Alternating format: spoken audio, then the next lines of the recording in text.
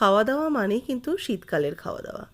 আর শীতকালেই তো থাকে বিভিন্ন রকম পরোটা, সবজি। তা আজকে যেটা আমি তৈরি করছি সেটা খুবই সুন্দর একটা রেসিপি। এটা রুটি পরোটা দিয়ে খেতে কিন্তু দারুণ লাগবে। এর জন্য কড়াইতে তেল দিয়ে, সাদা তেল 2 টেবিল চামচ সাদা তেল দিয়েছি।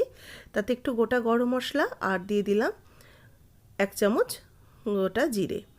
জিরে আর গোটা গরম মশলাটাকে একটু ফ্রাই করে নিয়ে দিয়ে দিচ্ছি কুচানো পেঁয়াজ একটা, 1/2 ইঞ্চি আদা কুচিয়ে নিয়েছি আর 2খানা কাঁচা লঙ্কা কুচিয়ে নেওয়া। এখানে কিন্তু কোনো বাটা মশলার ব্যবহার নেই, সবটাই কুচানো মশলা দিচ্ছি। পেঁয়াজ, আদা আর কাঁচা লঙ্কা কুচানোটাকে ভালো করে একটু ফ্রাই করে নেব। এবার আদা, কাঁচা লঙ্কা, পেঁয়াজকে মানে খুব লাল করে ভাজার প্রয়োজন নেই, হালকা বাদামি রং আসা পর্যন্ত ভেজে নিচ্ছি। আর আদা, পেঁয়াজ এগুলো ভাজলে কিন্তু সুন্দর একটা ফ্লেভার বের হয়। এবার এর মধ্যে দিয়ে দেবো কিছুটা টমেটো কোচানো। টমেটো কোচানোটাও দিয়ে এবার একটু নাড়াচাড়া করে নেবো যতক্ষণ না টমেটোটা একটু সফট হচ্ছে। 2-1 মিনিট টমেটোটাও নরম করে ভেজে নিচ্ছি। এর মধ্যে এবার অ্যাড করে দেবো একটু ক্যাপসিকাম কোচানো।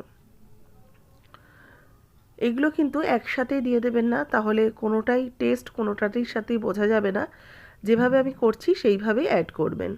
দিয়ে দিলাম একটু মটরশুঁটি। এবার এই ক্যাপসিকাম আর মটরশুঁটিটা এর সাথে একটু মিক্সড করতে থাকবো। ক্যাপসিকাম দেখবেন ভাজলে পরে সুন্দর একটা ফ্লেভার বের হতে থাকে, খুব সুন্দর একটা স্মেল বের।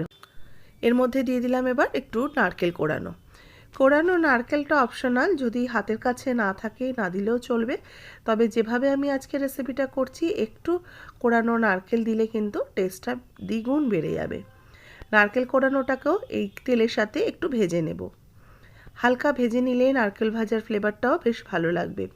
এবার এর মধ্যে দিয়ে দেবো একটু জিরের গুঁড়ো, 1/2 চা চামচ জিরের গুঁড়ো দিচ্ছি আর 1/2 চা চামচ দেবো ধনের গুঁড়ো।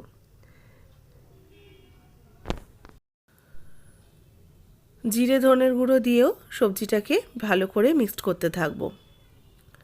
সবজিটা বেশ দেখুন, দেখেই বুঝতে পারছেন ভালো মতো কষানো হয়ে গেছে। এবার এর মধ্যে স্বাদ মতো লবণ দিয়ে দিলাম। লবণ দিয়ে ভালো করে আবারও কিছুক্ষণ মিশিয়ে নিচ্ছি।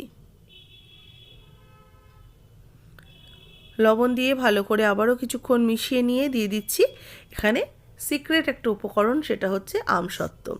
আমসত্ত্বটাকে ছোটো ছোটো করে কিউব করে কেটে নিয়েছি। একটা আমসত্ত্বর যে কিউব হয় তার থেকে আমি অর্ধেকটা কেটে দিলাম। আমসত্ত্বটা একটু নরম নরম হয়ে এলে ততক্ষণ আমি এটাকে ভেজে নেব। এবার অ্যাড করব একটু পনির। পনিরটাকে হাত দিয়ে গ্রেট করে দিয়ে দিচ্ছি। পনির হাত দিয়ে ঠিক এইভাবে গ্রেট করে বা একটু স্ম্যাশড করে দিলে তাহলে কিন্তু পনিরের চাংসগুলো একদম মানে মিহি হয়ে যায় না, একটু মুখেও লাগে আবার বেশ মিশে মিশেও একদম যায় না। এবার এই পনিরটাকে এর সাথে ভালো করে ভেজে নেব। আর এই আমসত্ত্বটা দেওয়াতে একটা টক মিষ্টি ফ্লেভার কিন্তু এর মধ্যে থাকবে। আর তার সাথে যেহেতু নারকেল দিয়েছি তারও একটা খুব সুন্দর ফ্লেভারের মধ্যে রয়েছে। এবার এটাকে অনবরত ভালো করে মিক্সড করব। দিয়ে দেবো একটু সামান্য চিনি। মিষ্টি না দিলে তো এই রান্নাটার একদমই স্বাদ আসবে না, সেজন্য সামান্য একটু চিনি অ্যাড করলাম। চিনিটা দিয়েও এবার এর সাথে ভালো করে মিশিয়ে নিচ্ছি আর পনিরটাকে অনবরত মিক্সড করতে থাকছি। আঁচটাকে কিন্তু মিডিয়ামে রেখে রান্নাটা করতে হবে।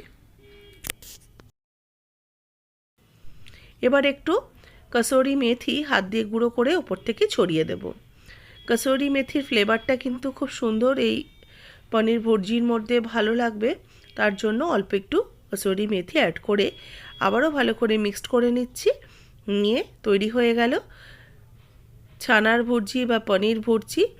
এখন তো বিভিন্ন রকম স্টাফড পরোটা রয়েছে শীতকালের, বা রুটি বা নর্মাল হাতে গড়া যে পরোটা হয় 3 কোনা পরোটা, সেটা দিয়েও খেতে পারেন, কিংবা আলুর পরোটা, পনির পরোটা এসবের সাথেও তো বেশ ভালো লাগবে। রেসিপি যদি ভালো লাগে অবশ্যই লাইক শেয়ার করবেন। যারা নতুন দেখছেন আমার চ্যানেলকে সাবস্ক্রাইব করে পাশে থাকা বেল আইকনটা প্রেস করে দেবেন। ফেসবুক পেজের বন্ধুরা অবশ্যই পেজটাকে ফলো করবেন, রেসিপিটাতে একটা লাইক দিয়ে দেবেন, শেয়ার করবেন প্রচুর প্রচুর করে।